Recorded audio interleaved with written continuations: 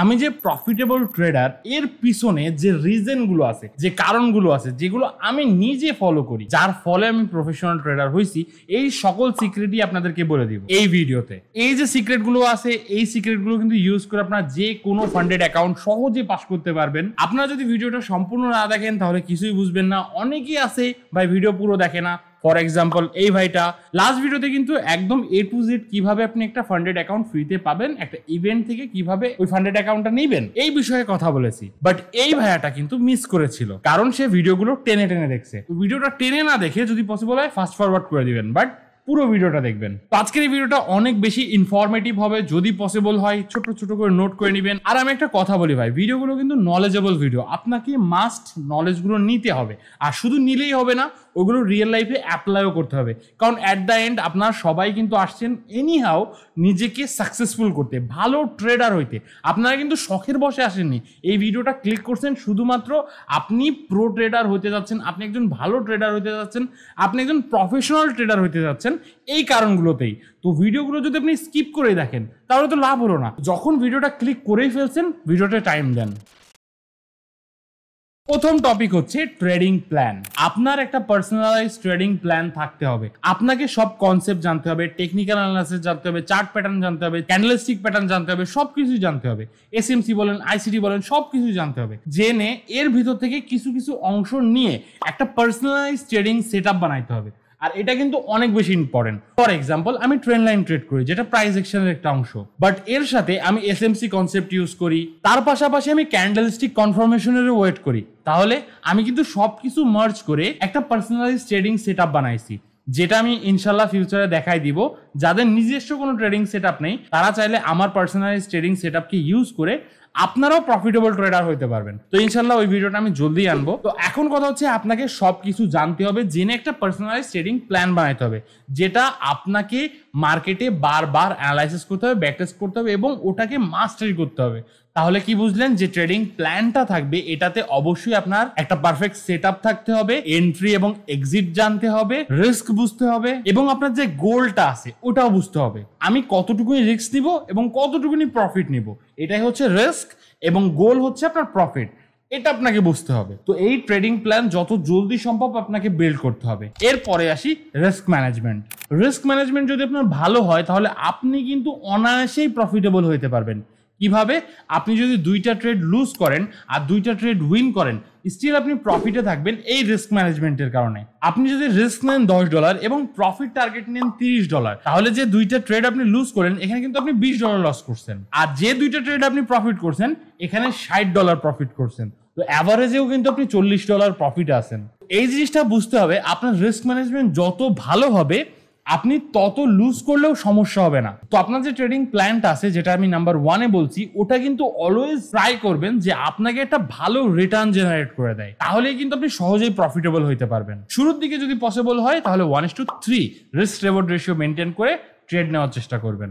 এবার আসেন সাইকোলজি। আপনার সাইকোলজিটাকে যতটা স্ট্রং করা পসিবল আপনাকে স্ট্রং করতে হবে, কারণ আপনার সাইকোলজি কিন্তু আপনার একটা উইনিং এজ।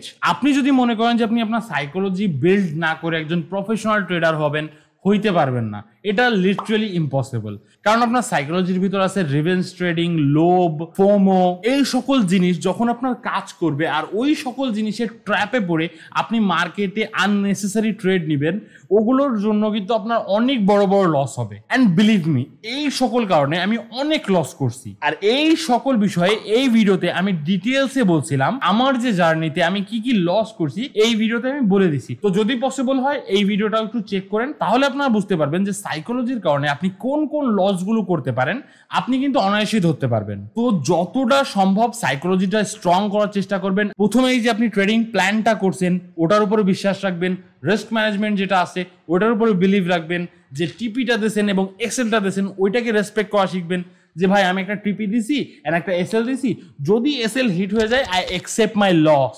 এই সাইকোলজিক্যাল প্রবলেম এবং এর সলিউশন নিয়ে আমি একটা ডিটেলসে ভিডিও মেক করব, ওইখানে আপনারা বুঝতে পারবেন যে আপনার সাইকোলজিটাকে কিভাবে আপনারা কন্ট্রোল করবেন। 4 নাম্বার হচ্ছে ট্রেডিং জার্নাল। এটা যখন আপনি লার্নিং স্টেজে আসেন, আপনার প্রত্যেকটা ট্রেডে মিস্টেক হচ্ছে কম বেশি, তখন মাস্ট আপনাকে জার্নাল লিখতে হবে, কারণ জার্নাল লেখার ফলেই কিন্তু আপনি আপনার যে ট্রেডগুলো আছে এগুলো বুঝতে পারবেন। আর একটা ট্রেডিং জার্নালে সাধারণত যে কম্পোনেন্টগুলো মাস্ট লিখতে হয়, এন্ট্রি পয়েন্ট, এন্ট্রি রিজন, কত পিপসের আপনার এসএল দিছিলেন, কত পিপসের আপনার প্রফিট দিছিলেন, ট্রেড চলার সময় যে সাইকোলজিক্যাল প্রবলেমগুলো আপনার হচ্ছিল, যেমন বাই প্রফিট হচ্ছে, অল্প প্রফিটে বুক হয়ে যায়, যে প্রবলেমগুলো হয় ওগুলো সাধারণত লিখে ফেলবেন। এর ফলে কি হবে, সাপ্তাহিক যখন আপনি আপনার ট্রেড জার্নালটা অ্যানালাইসিস করবেন তখন আপনি বুঝতে পারবেন যে আমি এই সপ্তাহে টোটাল কতগুলো ভুল করছি আর আমার কোথায় ইমপ্রুভমেন্ট করা লাগবে। তো এটা মাথায় রাখবেন, আপনাকে মাস্ট জার্নালিং করতেই হবে। এবার আসেন পাস, স্ট্র্যাটেজি মাস্টারিং।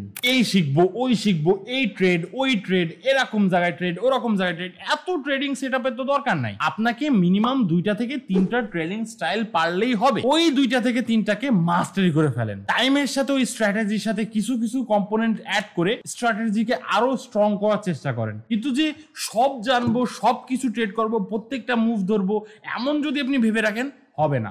আপনাকে মাস্ট কিছু কিছু ট্রেডে মাস্টারি করতে হবে। এবার আসেন 6, ফান্ডামেন্টাল অ্যানালাইসিস। আপনাকে ফান্ডামেন্টাল অ্যানালাইসিস বুঝতে হবে। কেন বুঝতে হবে? কারণ আপনি যদি কোনো ফান্ডামেন্টাল ইভেন্টগুলো যদি আপনি না বোঝেন, একটা নিউজ না বোঝেন, আপনি যদি ওয়ার্ল্ড ইকোনমিতে কি চলতেছে এগুলো না বোঝেন, হঠাৎ করে ধরা খেয়ে যেতে পারেন। কোন জায়গায় কোন ব্যাংক ধ্বংস হয়েছে, কোন জায়গায় সুনামি হয়েছে, এই নলেজগুলো আপনাকে রাখতে হবে। এই সকল ইভেন্টের ফলে আর্থিক কোনো ক্ষয়ক্ষতি হয়েছে কিনা এগুলো বুঝতে হবে। কোথাও যদি ওয়ার স্টার্ট হয় তাহলে গোল্ডের দাম বাড়বে। যখন একটা কান্ট্রিতে ওয়ার হয় তখন সাধারণত ওই কান্ট্রির কারেন্সি অন্য কোনো কান্ট্রি অ্যাকসেপ্ট করতে চায় না। তারা বলে তোমাদের যদি ওয়েপন লাগে তাহলে তোমরা গোল্ড দাও, তোমাদের যে গোল্ড রিজার্ভ আছে ওটা আমাকে দাও। তো এই যে গোল্ডের লেনদেনটা বেড়ে যায়, এর কারণেই কিন্তু গোল্ডের দামও বাড়তে থাকে। যেমন একটা নিউজ চলতেছে জাপানে ওয়ার হচ্ছে, ঠিক আছে, ওই টাইমে আপনি জাপানিজ কারেন্সি কিনতেছেন, তাহলে তো জাপানিজ কারেন্সি পড়ে যাবে। ওই টাইমে যদি আপনি জাপানিজ কারেন্সি কেনেন তাহলে আপনি লস করবেন না, বাট ওই টাইমে যদি আপনি জাপানিজ কারেন্সি সেল করেন তাহলে তো আপনি প্রফিট করবেন। তো এই জিনিসটা বুঝতে হবে। আপনাকে ফান্ডামেন্টাল অ্যানালাইসিস জানতে হবে, আপনাকে নিউজ পড়তে হবে, আপনাকে অনেক বেশি নিউজ কনজিউম করতে হবে। 7 নাম্বার, হেলদি লাইফস্টাইল। আপনি যদি অসুস্থ হন হবে না, আপনার মাইন্ডসেট যদি খারাপ হয় তাহলেও হবে না। যেমন আপনি আপনার আম্মুর সাথে বলেন, আব্বুর সাথে বলেন, কিংবা ওয়াইফের সাথে বলেন, যদি কোনো বিষয়ে মনোমালিন্যতা করে ট্রেডিং সেটআপে বসেন, আপনি কিন্তু প্রফিটেবল ট্রেড করতে পারবেন না। বিকজ আপনার মাইন্ডসেট ঠিক নেই, আপনার রাগ আছে, আপনার ভিতরে কিছু ক্ষোভ আছে, এইগুলো নিয়ে কখনোই আপনি প্রফিটেবল ট্রেডার হইতে পারবেন না। সেকেন্ড, আপনি অসুস্থ আছেন, আপনি আনহেলদি হয়ে যাচ্ছেন, অনেকক্ষণ বসে থাকলে আপনার কষ্ট হচ্ছে। এই হেলদি একটা লাইফস্টাইল আনতে হবে, ভালো খাবার খেতে হবে, ব্যায়াম করতে হবে, হাসি খুশি থাকার চেষ্টা করতে হবে, কোনো বিষয়ে অতটা টেনশন নেওয়া যাবে না। এই সকল রিজনের কারণে কিন্তু অনেক বড় বড় লসেস হয়, অ্যাকাউন্ট জিরো হয়। তো যদি পসিবল হয় একটা হেলদি লাইফস্টাইল লিড করার চেষ্টা করবেন। এবার আসেন 8 নাম্বার, কন্টিনিউয়াসলি লার্নিং আপনাকে করতে হবে। আপনাকে মার্কেটের সাথে অলওয়েজ নিজেকে খাপ খাওয়াই নিয়ে চলতে হবে। এই জিনিসটা চলতেছে না, বাদ দিতে হবে, ওই জিনিসটা চলতেছে, অ্যাডপ্ট করতে হবে। কন্টিনিউয়াসলি আপনাকে শিখতে থাকতে হবে। এইটা না যে আজকে একটা সেটআপ চলতেছে ইটস মিন আমার আর কখনোই কোনো সেটআপ শেখা লাগবে না, না, যেটা চলতেছে ওটা চলতে থাক, পাশাপাশি নতুন কিছু শিখতে থাকবেন।